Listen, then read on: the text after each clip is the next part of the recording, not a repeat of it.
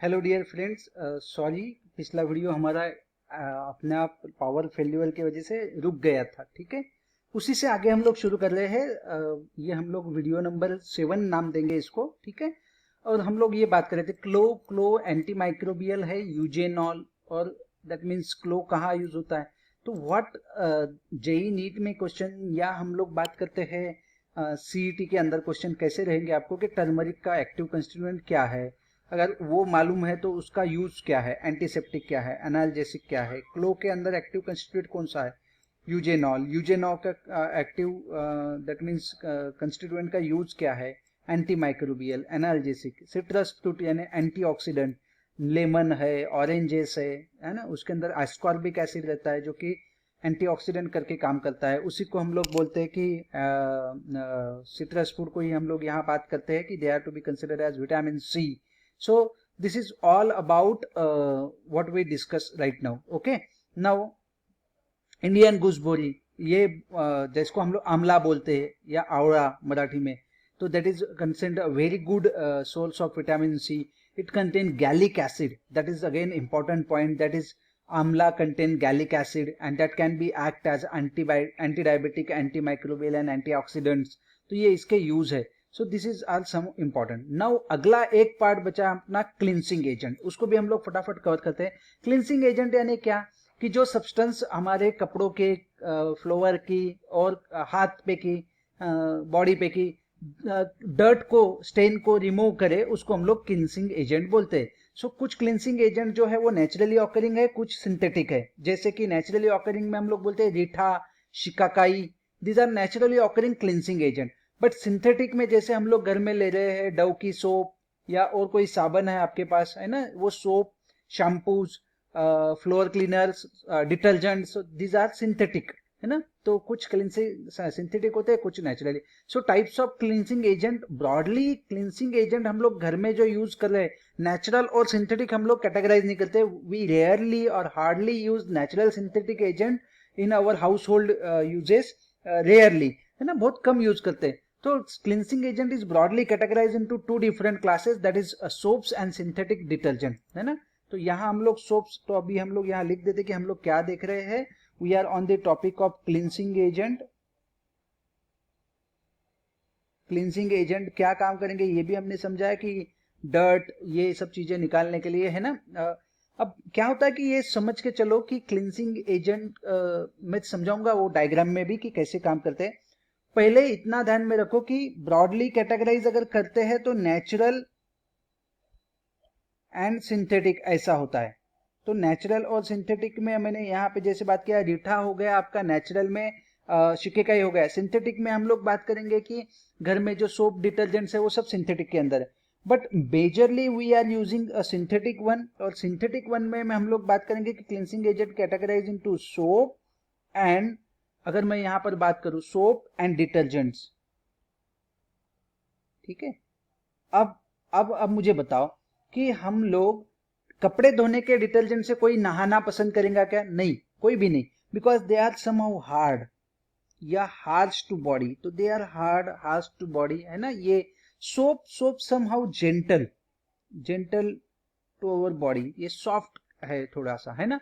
तो ये दोनों का बेसिक कैटेगराइजेशन। अब हम लोग यहाँ आते हैं कि कैसे इसको हम लोग समझे। ठीक है, तो सोप्स, या इसके पहले हमने एसिड का स्ट्रक्चर, फैटी एसिड का स्ट्रक्चर देखा था। ऑयल्स और फैट्स जब पढ़े थे तब हमने वहां क्लियर था कि oils and fats are the triglycerides of the ester, triglycerides of the fatty acids. Oils and fats are the triglycerides or esters of the fatty acid with glycerin. तो ग्लिसरीन के साथ ये होता है। तो इसका मतलब ये स्ट्रक्चर था हमारे पास, हम लोगों ने बनाया था CH2 CH2 O C double bond, sorry, O C double bond O R R1 R2, that may be or may not be same। ठीक है, सो ये मैंने स्ट्रक्चर वहां पर भी बनाया था, यहां पर भी बता रहे हैं। और ये क्या है? ये है ऑयल, या इसको हम लोग बोलते हैं फैट। ठीक है, ये यहीं पे ये याद करना, हमने बनाया था ये उस टाइम पे भी स्ट्रक्चर बनाते वक्त हमने यहाँ से ग्लिसरीन यूज किया था। ट्राइहाइड्रिक अल्कोहल है ग्लिसरीन, ये था हमारा ग्लिसरीन, ठीक है। इसके साथ हमने रिएक्शन की थी एसिड की, और वो फिर वहां से H निकाल के H2O बना के बाय प्रोडक्ट बनाया था और ये कंपाउंड बनाया था। ये हम लोग रिएक्ट करेंगे आइदर NaOH के साथ या KOH के साथ, सोडियम हाइड्रोक्साइड या पोटेशियम, और है दोनों में से कोई भी एक, तो थ्राइस NaOH या थ्राइस KOH आप यूज करोगे। सो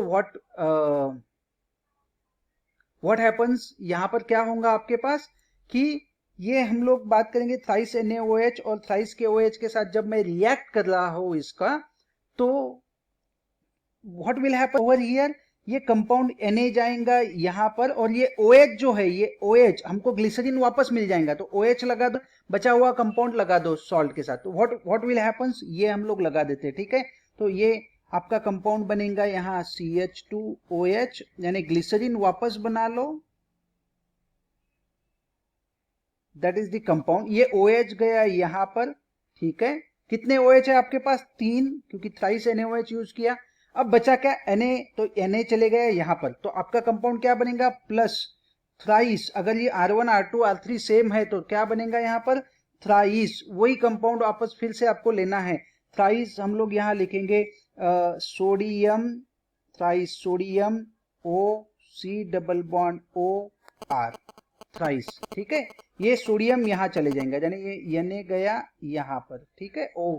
तो this is to be called as soap, ये। और इस पूरे प्रोसेस को क्या बोलते हैं? सैपोनिफिकेशन। इस पूरे प्रोसेस को क्या बोलेंगे? Saponification. Saponification is nothing but alkaline, NaOH और KOH अल्कली नेचर के हैं, अल्कलाइन हाइड्रोलिसिस, इसको तोड़ना है, लाइसिस करना है, alkaline lysis of oil and fat to give a soap, है ना। तो और जिस पे मिलता है उसको बोलते हैं सैपोनिफिकेशन वैल्यू, इसको क्या बोलते हैं? Saponification value. Let's come with your book, let's see, this one is the soap, thrice RCOONA, this comes under the soap। तो अब हम लोग इस स्ट्रक्चर को वापस से मैं आपके सामने बताता हूं कि हमने अभी इसको यही लिखा है ना, यही स्ट्रक्चर है। अब इसको ऐसा भी लिख सकते हैं, थ्राइस उल्टा लिख दो, thrice RCOONA, you know that O is negatively charged and sodium is positively charged, तो ये ऐसे मेरे पास सोप बनेंगी, ठीक है। so this is to be called as soap। अब इसमें खास बात क्या है ये समझा देता हूं। NaOH के साथ अगर मैं सोप बनाऊं तो दिस इज समहाउ हार्ड, ठीक है। KOH के साथ थोड़ी सी सॉफ्ट, ठीक है। Not only this, it also depend on this, ये कहां कहां किस किस चीज पे डिपेंड है? इस पे भी डिपेंड है, इस चीज पे भी डिपेंड है, ठीक है। तो इस चीज पे भी डिपेंड है, इसका मतलब क्या है कि कौन सा ऑयल और फैट आप यूज कर रहे हो। If you are using coconut oil then your quality is different. If you are using olive oil, मैं ये सिर्फ एग्जांपल ले रहा हूं, olive oil, then your soap is different. If you are using some different oil, then the soap is different. So it depend on what type of oil you are going to use, what is the alkaline agent you are going to use for saponification, and on that part आपका ये compound depend करेगा, on that part ये आपका compound यहाँ पर हम लोग बोलेंगे कि soap depend करेंगी कैसे बनने वाली है, ठीक है। यहां तक तो क्लियर है। नाउ हम लोग जब बात करते हैं, हम लोग बोलते हैं कि हमारे यहाँ बोरिंग का पानी आता है, कुएं का पानी है, दैट इज ग्राउंड वाटर हम लोग ले रहे हैं, एंड दैट्स वाई वहां पे क्या होता है कि ग्राउंड वाटर के अंदर अगर हम लोग बात करेंगे ग्राउंड वाटर, तो if you see in ground water there is a less foam, हम लोग बात करेंगे वहां पे झाग कम बनता है ग्राउंड वाटर में, है ना। ये यूजुअल है। और वही अगर NMC का वाटर है, कॉर्पोरेशन का वाटर है, तो उसके अंदर हम लोग बोलेंगे कि मोअर फोम कंपैरेटिवली, दोनों के कंपैरिजन। व्हाइट, ये ऐसा क्यों होगा, या ऐसा आपके सामने क्यों ऐसा लग रहा है कि ऐसा होता है ना। तो ये समझ लेते हैं, क्योंकि क्या होता है ग्राउंड वाटर के अंदर कैल्शियम, इवन मैग्नीशियम, तो ये चीजें ग्राउंड वाटर में निकलती है, जो कि NMC के वाटर में बहुत कम अमाउंट में रहती है, होंगी भी तो भी कम अमाउंट में होंगी। सो व्हाट हैपन्स, कैल्शियम और मैग्नीशियम जब इस कंपाउंड के साथ लगेंगे, RC⋯OONA, ये कंपाउंड है हमारे पास, and what will happens at that time, at that time ये Ca इस जगह पे जाएगा, Na वहां से निकल जाएगा, and the compound becomes like this, R C double bond O, यहां पर O रहेगा, यहां Ca रहेगा, यहां O C double bond O R, क्योंकि ये डाइवैलेंट है, क्योंकि ये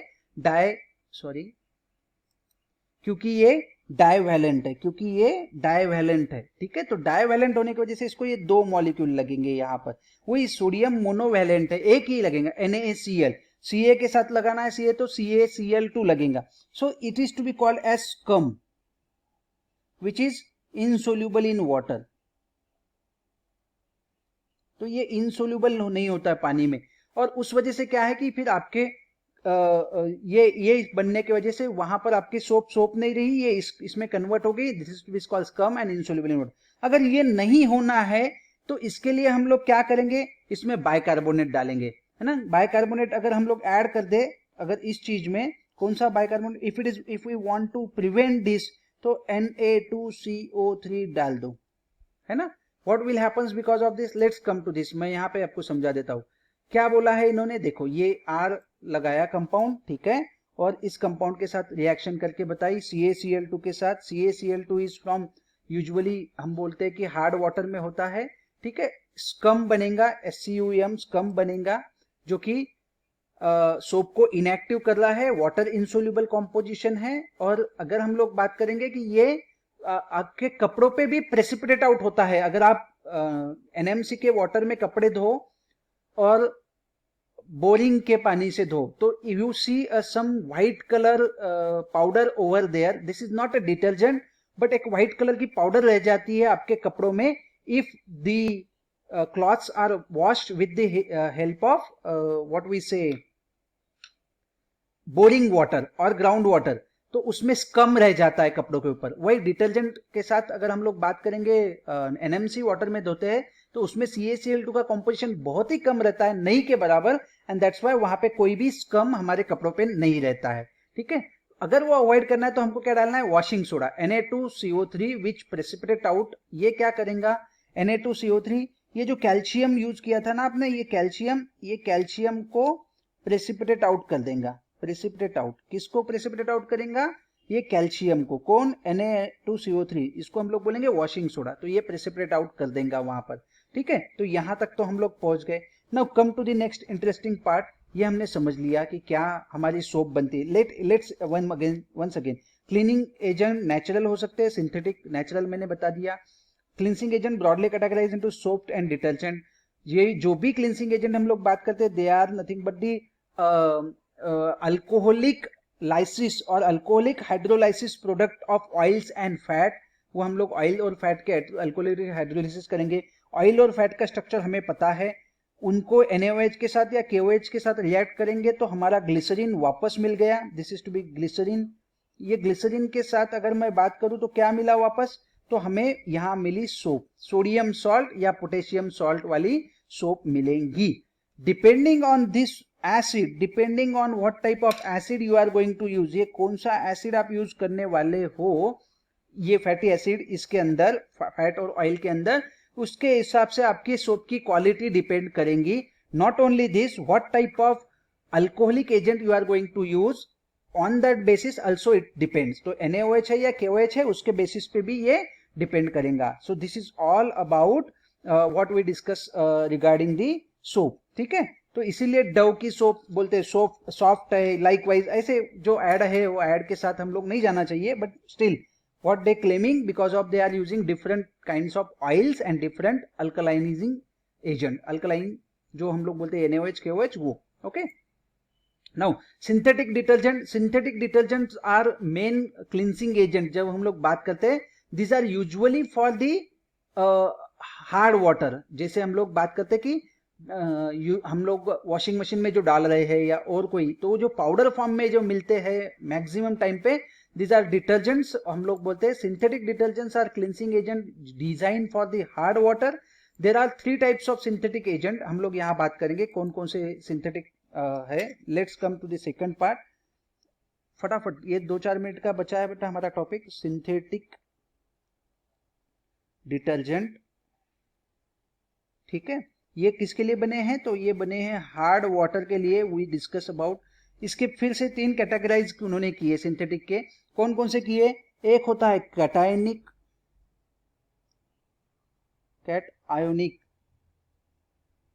कैटायनिक, दूसरा होता है एनायनिक, एंड तीसरा होता है जिसमें हम लोग बोलेंगे एम्बिडेक्स्ट्रस, यानी दोनों भी रहेंगे, दोनों कैटायन और एनायन रहेंगे, दैट मीन्स हम लोग उसको बोलेंगे न्यूट्रल। तो यहाँ हम लोग बात कर रहे हैं कि 3 टाइप्स में, पहले बात करें कैटायोनिक, है ना, तो कैटायनिक के बारे में डिटर्जेंट बात करें, दूसरा एनायनिक के बारे में बात करेंगे, तो डिटर्जेंट्स के बारे में कैटायनिक और एनायनिक, एंड आखिर में हम लोग बोलेंगे नॉन आयनिक, यानी जिसमें आयंस पॉजिटिव और नेगेटिव आयंस नहीं होंगे।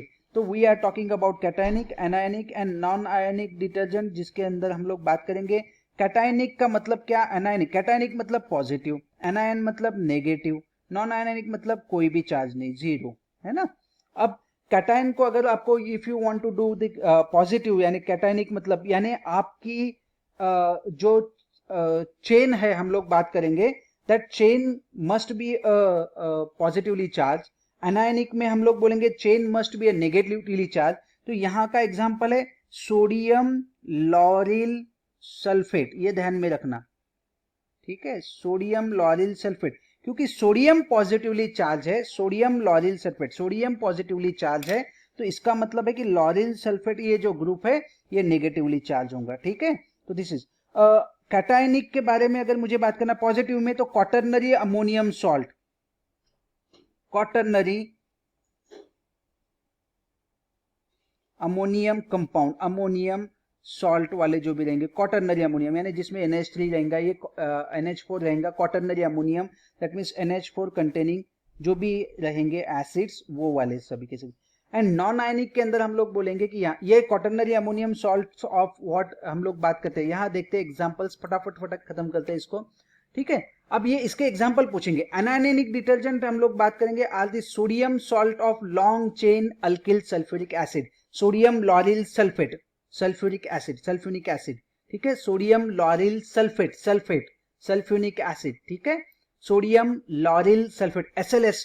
आप आपके घर में पेस्ट उठा के देखो, उसके अंदर लिखा होगा SLS है उसके ऊपर, पेस्ट उठाओ, कोई सोप होगा तो वो soap, SLS is most commonly use in paste, soap and even detergent. तो SLS के वजह से ही वो झाग बनता है, ठीक है। तो sodium lauryl sulphate is anionic detergent, anionic detergents are sodium salt, देखो sodium salt of long chain alkyl sulphonic acid, हमने बताया कि कौन सा, और long chain alkyl substituted benzene sulphonic acid, तो ये दोनों का ये अंडरलाइन करने वाली ये तीनों लाइन, ठीक है। Now cationic detergents are quaternary ammonium salt, we have discuss quaternary ammonium salt के साथ रहेगा having one long chain of alkyl group, and non-ionic detergents are ether, ये ethers है, और पॉलीइथिलीन ग्लाइकोल, PEG, इसको याद रखना है, तो PEG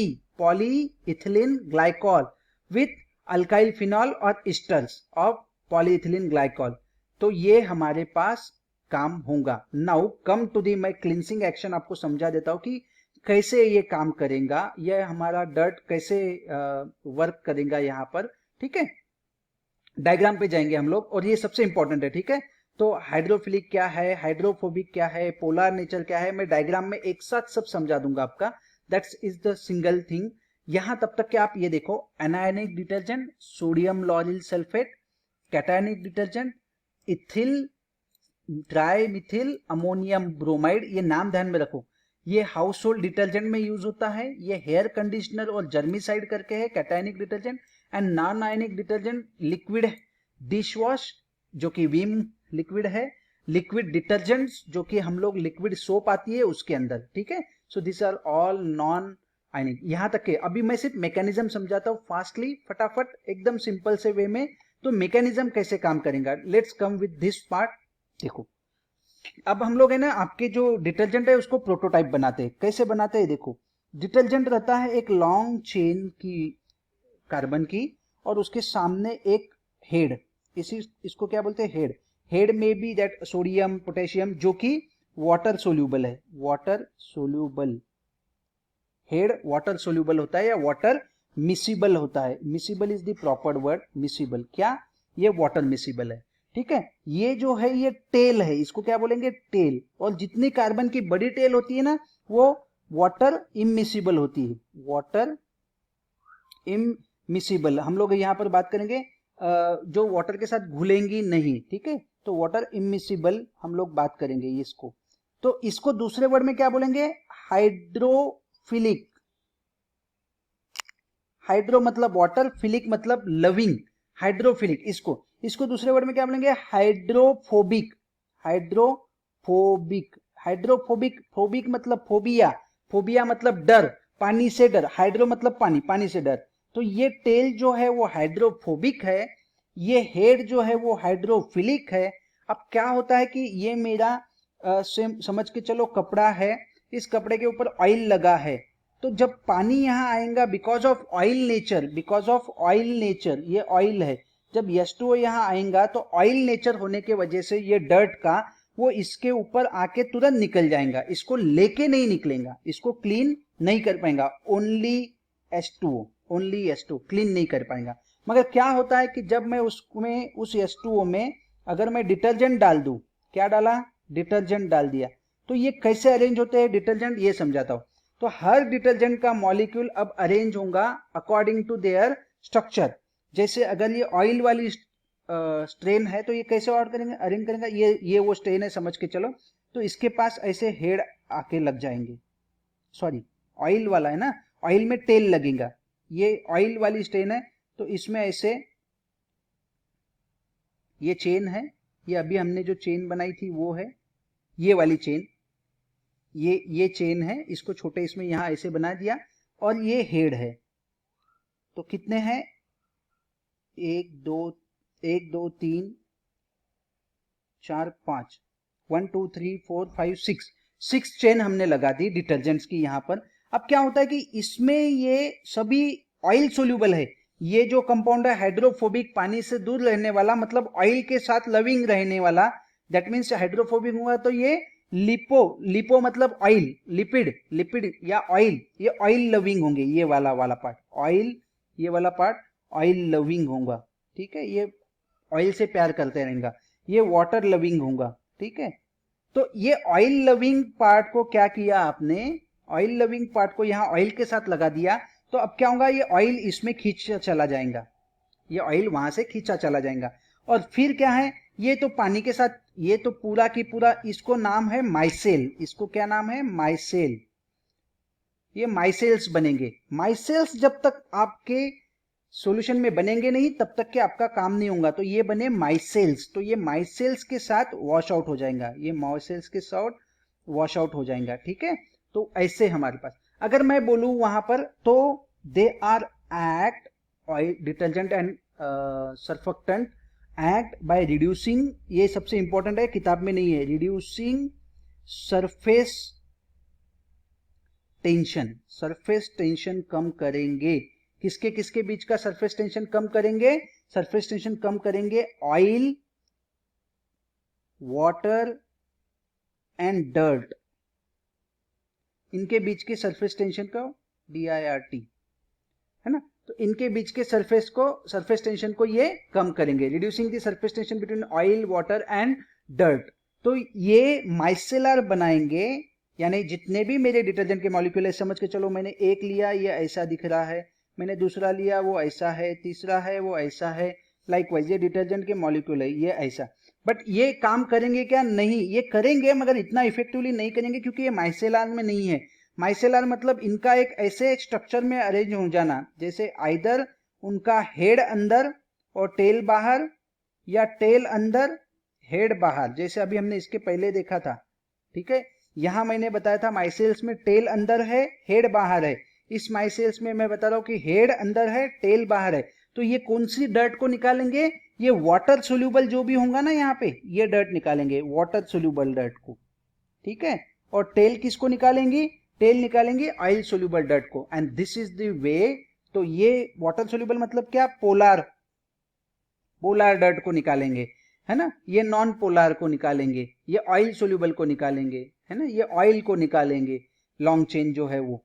ये हेड जो है, जो कि वाटर सोल्यूबल है, हाइड्रोफिलिक है, वाटर लविंग है, वो वाटर सोल्यूबल डर्ट को निकालेंगे, ठीक है। सो अभी तक हमने पूरा चैप्टर कवर कर लिया है।